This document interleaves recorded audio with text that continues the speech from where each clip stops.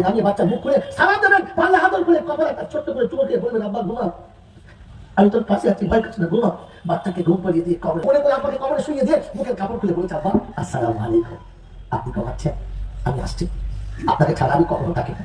আল্লাহ পাকের নবী শুনে কোন আলিমান আও মুতাআল্লিমা আও মুস্তামিআন আও মুহিব্বান লাহুমা ফালা তাকুন খামিসা ফাতুলিক। যদি নিজেকে ধ্বংস করতে না চাও, জাহান্নামে করতে না চাও, রাসূল বলে ওয়াফাত চারটে দিচ্ছি নিয়ে নাও। ওই আল্লাহর নবী শুনিয়েছেন। অবাবজিরা সোনার আলালেরা জ্ঞানীজনরা শুধু মানুষেরা আল্লাহ পাক তার নবীকে দিয়ে শুনিয়ে দিয়েছেন, উম্মত শুনে রাখো, ইদা মাতা ইবনা আদম ইনকাতা আমালহু ইল্লা মিন সালাসা সাদাকাতিন জারিয়া ইলমিন ইয়ানতাফিউ বিহা ওয়ালাদিন সালিহিন ইয়াদউ লাহু। আমি বলে যাচ্ছি রাসূল তোমাদেরকে, আদমের বেটা মরবি, আর মরার পরে সব আমল বন্ধ হবে, আর কিচ্ছু চলবে না। এখন চলবে তো তিনটে, একটা হচ্ছে সাদকায়ে জারিয়া, একটা হচ্ছে ভালো ইলম শিখিয়ে যাওয়া, আর একটা হচ্ছে যোগ্য ছেলে রেখে যাওয়া। কি রেখে যাওয়া? যদি বলেন কি রেখে যাওয়া? ছেলে রেখে যাওয়া। আমি আপনি বসে বসে ভাবি, ছেলে রেখে গেছি না ছেলের জন্য বাড়ি রেখে গেছি? আমি ছেলে রেখে যাচ্ছি না ছেলের জন্য স্ট্যাটাস রেখে যাচ্ছি? আমি ছেলে রেখে যাচ্ছি না ছেলের জন্য ঐতিহ্য রেখে যাচ্ছি? আমি ছেলে রেখে যাচ্ছি না ছেলের জন্য অনেক কিছু রেখে যাচ্ছি? কোনটা? মেরে মহতম দুঃসর বুজুর্গ শুনে নেন। হঠাৎ করে কালকে আমাদের শামসুর সাহেবের ইন্তেকাল হয়ে গেল।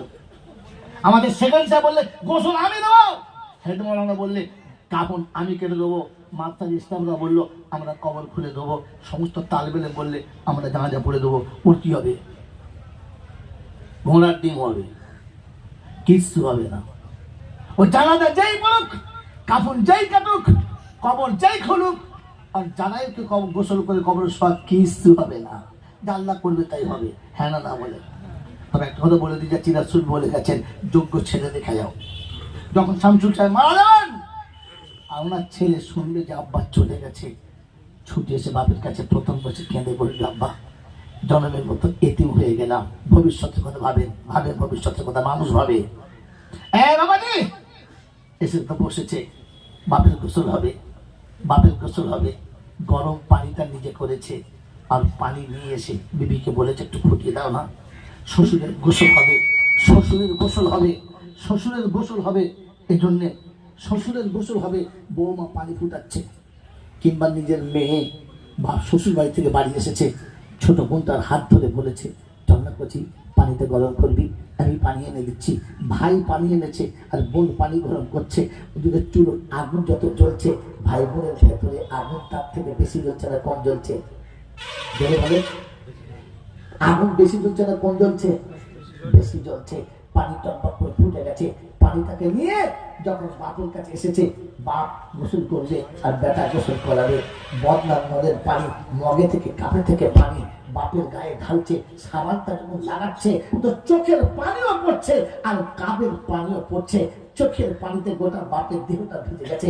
গোসলের পরে কাপড় নিজে হাতে নিয়েছে, আর হাতে নিয়ে সুন্দর করে নিজে কাঁচি চালাচ্ছে। যদি না জানেন আলেমদের ডেকে পাশে নিয়ে কাটবেন। কাপড় আপনি কাটছেন আর মনে হচ্ছে, আব্বা 10 বছর পর্যন্ত পরেছে ভেছি, 40 বছর পর্যন্ত তুমি কিনে দিয়েছো, আমি পরেছি, আর তোমার কাপড়টা আমি বানিয়ে দিচ্ছি। বাপের কাপড় যখন বেটা কাটবে আর বাপের কাপড়টা পরিয়ে দেবে, আমার আল্লাহ ভাইরা চোখের পানিও তখন টপ টপ করে জ্বলবে। তখন ফেরেশতা বলবে আর কর্পূর দিতে হবে না, গোলাপ পানি দিতে হবে না, জামজাম দিতে হবে না, চোখের পানিতে কভার করে দিচ্ছি, খালি নাম নিয়ে দে। জানাজা যেমনি হয়ে গেছে, ছেলে কবরের ভিতরে নেমেছে, আর করে আব্বাকে কবরে শুইয়ে দিয়ে মুখের কাপড় খুলে বলেছে, আব্বা আসসালামু আলাইকুম, আপনি ঘুমাচ্ছেন, আমি আসছি, আপনাকে ছাড়া আমি কখনো থাকি না। সকালে চায়ের দোকানে আপনাকে ছাড়া বসি না, কখনো তোমার পাশে ছাড়া থাকি না। আজ তুমি চলে যাচ্ছ, আপনাকে শুইয়ে দিয়ে পাশে বসে আপনাকে সান্ত্বনা দিয়েছে। বন্ধু আমার আল্লাহ ভাইরা, এরপরে কবর থেকে উঠে উপরে এসে বসে আছে, সবাই মাটি দিচ্ছে, চুপচাপ বসে আছে। এই সময় মাঝে মাঝে খবিশ লাগে, আর আপনাকে গিয়ে বোঝাবে, আয় বাপের কবরের কাছে কাঁদিস না, উঠে আয়, তখন বুঝবেন শয়তান লেগেছে। ওকে প্রথম ঝেড়ে লাফ মেরে দেবে, দূরে ঝেড়ে লাফ মারবে, দূরে। ওরা সব চলে যাবে, মাটি দেওয়া হয়ে যাবে, সব খেয়ে দিয়ে বাড়ি চলে যাবে। আপনি ওই সময় শেষের বেলা বাপের কবরে একবার হাতটা দিয়ে বলবেন, আব্বা জিন্দগিতে অনেক ভুল করেছি, আর বুঝতে পেরেছি, ক্ষমা চাচ্ছি, তুমি মাফ করে দাও। এরপরে হাত দুটো আল্লাহ দরবারে তোলো আর শুনিয়ে দাও, রব্বির হামহুমা কামা রাব্বায়ানি সগীরা। আল্লাহ পাক ফেরেশতাকে ডেকে দেখায় আর বলে, হাই কি হলো, কি হলো, কি বলছে? আল্লাহ, অসহায় পিতা কবরের কাছে দাঁড়িয়ে নিরুপায় সন্তান দুটো হাত তুলেছে, কাঁদে, বলছে কি চাই? বলছে আল্লাহ তুমি যা বলেছো তাই চাই। রাব্বে দুল জালাল বলে, ও কি বলেছে শুনেছি, কি করেছে দেখেছি, তোকে সাক্ষী রাখছে, তুমি সাক্ষী দাও। যার কাফনে তার চোখের পানি আছে, যার গোসলের চোখের পানি আছে, যার কবরের উপরে বেটার চোখের পানি আছে, যার বেটা আমার কাছে রাব্বির হামহুমা বলেছে, আমি রহমানুর রহিম স্বীকার করেছে, তুই শুনে রাখ, ছেলের কানতে দেরি হয়েছে, আমার ক্ষমা করতে দেরি হয় নাই, আগে ক্ষমা করে দিয়েছি। এই বোকা ভবিষ্যতের কথা ভেবে ছেলে রেখে যান, গাড়ি দাও, বাড়ি না, কিচ্ছু না, সন্তান মারা গেলে কাউকে রাখবেন না। 6 বছরের 8 বছরের বাচ্চা মারা গেছে ফুটন্ত গোলাপের মতো, আত্মীয়রা ভেঙে পড়েছে, কি করে মরল রে? বুক ফেটে গেছে আপনার, চুপচাপ থাকেন। রাত কেটে গেছে, সকাল হয়ে গেছে, বিবি অর্ধেক পাগলি হয়ে গেছে। আপনি ঠিক টাইম হলে বিবির হাতটা ধরে বলুন, ফাতেমা এসো, উঠে এসো, উঠে এসো। কোথায়? উঠে এসো না। বিবিকে তুলে নিয়ে চুলের কাছে বসা, পানি এনে বলুন গরম করো, আমার আব্বা গোসল করবে। তুই প্রতিদিন বাচ্চাকে গরম পানি করে গোসল করাতে না, আর তুমি গোসল করাবে, চলো। বাচ্চার পানি যখন গরম হবে, বাপের কলিজাটা অটোমেটিক নরম ভাবে ফাটবে। গোসলের পানি এনে ছোট বাচ্চা আসুন, এখন নারায়ণ আপনি বিবিকে বলুন, বিবি তুই পানি ঢাল, আমি গোসল দেবো, তুই পানি ঢাল। বিবি পানি ঢালবেন, আপনি যখন গোসল দেবেন, কসম খোদার করে বলছি, ওই বদনার কাবের পানি যতটা গায়ে পড়বে, মা বাপের চোখের পানি তার থেকে বেশি পড়বে। গোসল হয়ে যাবে, গোসল হয়ে যাবে। বিবিকে বলো, বিবি করে নাও, করে নাও, আঁচল দিয়ে আমার বাচ্চাকে মুছে দাও। আর কাপড়টা আমি বানাতে যাচ্ছি, তুমি তৈরি হও। মা বাচ্চা বুকে নিয়ে বলবে, আম্মা জনমের মতো চেপে নেয়, আর তো কোনদিন তোকে বুকে চাপাতে পারবো না, তাই তোকে এখানে আজকে চাপে দিলাম, চাপ। বাচ্চাকে বুকে নিয়ে মা আঁচলে গুছিয়ে পরিষ্কার করে, আর কাপড়ের কাপড়টা আপনি কাটুন। তারপর কাঁচিটা কাপড়ের উপরে চলবে না, কসম খোদার কাঁচিটা কলিজের উপরে চলবে। আর মনে হবে, আব্বা এত জামা কিনে দিলাম, তোর পছন্দ হলো না, এটা পছন্দ ছিল, চল আমি বানিয়ে দিচ্ছি। এতদিন দর্জি বানিয়েছে, কারখানা বানিয়েছে, আজ আমি বানাচ্ছি, চল। তো বেটার কাপড় বাপ যখন থাকবে, অর্ধেক কাপড়টা চোখের পানিতে ভেজে থাকবে। বেটাকে কাপড় পরিয়ে জানাটা পরে আপনি করে করে কবরে নামাবেন, কাউকে নামাবেন না, আপনি নামাবেন।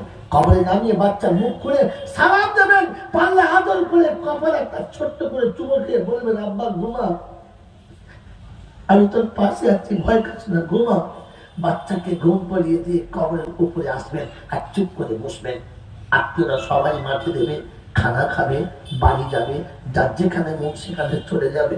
সবাই যখন চলে যাবে, সবাই যখন চলে যাবে, আপনি আপনার বাচ্চার কবরে হাতটা বুলিয়ে বলবেন, আব্বা ঘুমা, আমি জীবনে যতদিন বাঁচবো ততদিন আসবো, শুনে রেখে দিন, যতদিন বাঁচবো ততদিন আসবো, কখনো তোকে ফেলে পালাবো না, কখনো তোকে ভুলবো না, কখনো তোকে ভুলতে পারি না। জীবনে যখনই আনন্দের খাবার মুখে তুলবো না, তখনই তোর কথা মনে হবে, আর কাঁদবার ছুটে আসবো। কাঁদিস না, বাচ্চার গায়ে হাতটা বুলিয়ে দেন।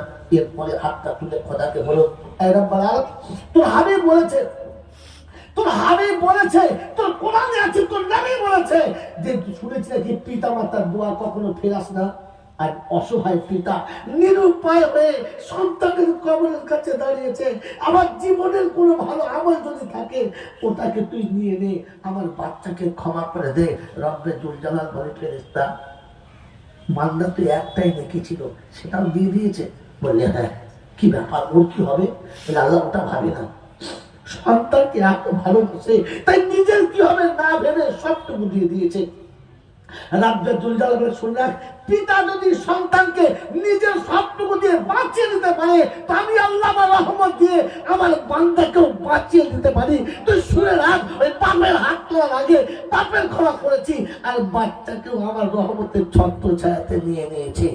এই মুরাদপুরের ভালোবাসাওয়ালা বন্ধুরা, কালকে আমাদের ময়দানে আপনাকে আমাকে বাঁচার জন্য যোগ্য ছেড়ে রেখে যেতে বলেছে। এটা তার কারখানা, এটা তার কারখানা, এটা তার আসল অফিস। এজন্য আমি আর আপনি এই কারখানাকে বাঁচাবার চেষ্টা করবো ইনশাআল্লাহ, করবো ইনশাআল্লাহ, করবো ইনশাআল্লাহ।